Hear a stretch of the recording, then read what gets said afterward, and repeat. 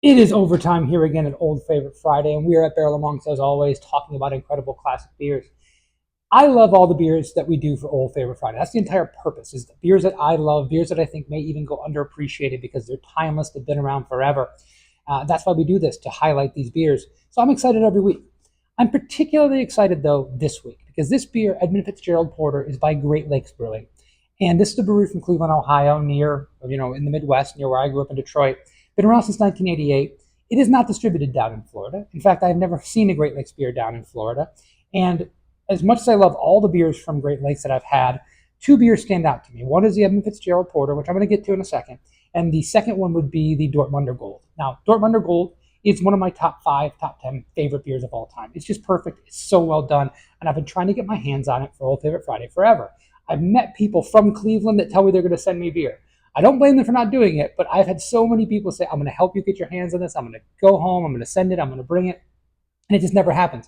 Even when I went home to Michigan, I found this in the store, thrilled to have it. I went to several other stores and just no one had it in stock. Many people carried it. They just happened to be out when I went by. So I'm snake bit. I'm never going to get my Dortmunder Gold. But if I have to go with Edmund Fitzgerald, that's a close second, and I'm thrilled to talk about it. So let's talk about this beer finally. Great Lakes Brewing, like I said, been around forever, one of the classic American craft breweries. Edmund Fitzgerald is a porter, and if you know anything about this series, you'll know that I love porters, I love brown ales, I love ambers.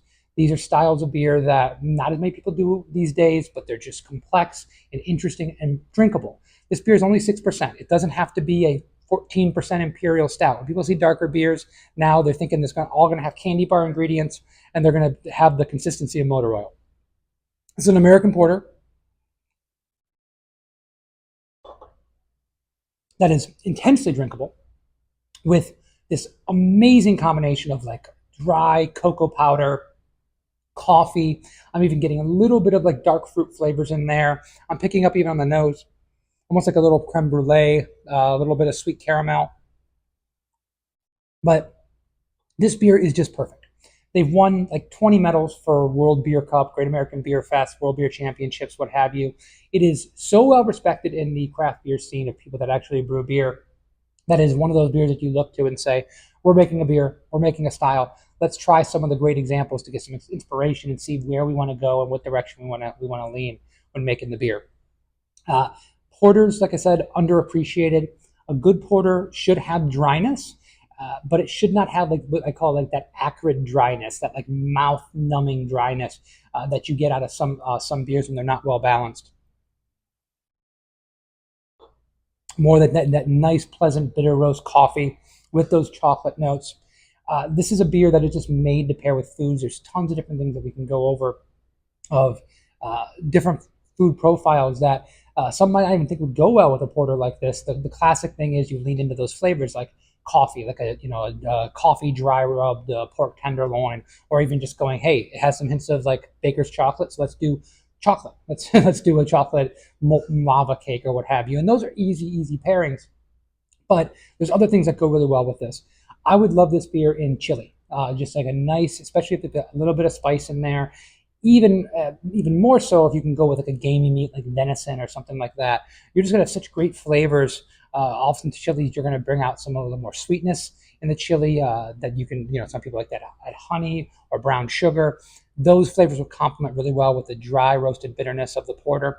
I'd also like to see this with something like a chicken marsala because you have that dark, rich, earthy sauce that has some sweetness that contrasts some of the bitter flavors of the porter and really rounds that out. Earthier dishes, mushroom risotto goes really well with something like this. They always talk about, brisket and roasted meats go really well with porters.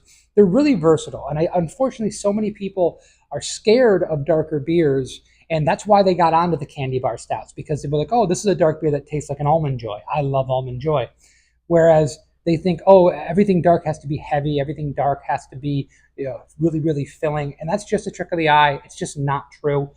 Darker beers like this at 6% are really drinkable. It is still unbearably hot here in South Florida, and I would have no problem drinking this beer and doing my yard work and doing my chores outside because it's not heavy, it's not thick. It is drinkable, it is dry, it's intensely flavorful. and it comes to you from an incredible brewery that I am just thrilled to finally be able to talk about after almost 3 years of doing these videos. So listen, if you are here in South Florida and you have some friends or family from the Midwest that can get their hands on this for you, encourage them. Next time they come down, ask them to send you some.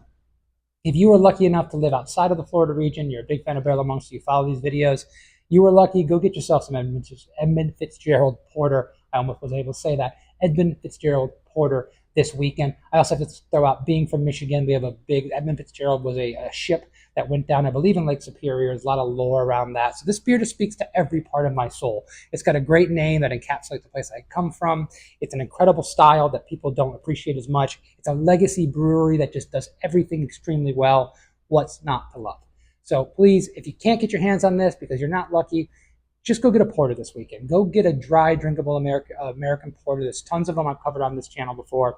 Drink it, enjoy it on Old Favorite Friday. Keep telling us what we should be drinking for Old Favorite Friday. Give us your suggestions, beers that you love, that you feel are underappreciated, and that maybe they've been around a little bit for a long time, so people just kind of forget how great they actually are. Please go over to our, if you're watching this right now, you're on our YouTube channel, but please poke around, like, subscribe, and see some of the other videos we do. We do this every week talking about great beer because we love great beer. And we want to encourage people to try not just our beers at Barrel Monks, but everybody's beers that does it really well, that puts time and attention and love into what they do.